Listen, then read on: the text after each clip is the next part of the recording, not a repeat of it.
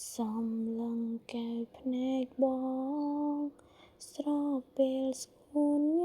ញឹមបងស្រស់គ្មានអ្វីផ្ទឹមជាក្ដី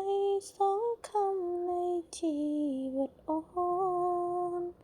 ឃ្លាតឆ្ងាយអូនតែងនឹកក្បែរស្ងួនរំភើបពេកកន្លងសំឡឹងមើលច័ន្ទអូននឹកស្នេហ៍ស្នងគូក្រងអូនអើយទូមេឃដីបំបែកឲ្យយើងឆ្ងាយគ្នាខ្សែជីវីក៏ស៊ូជួបបងឲ្យបានស្ម័គ្រថែកល្យាណ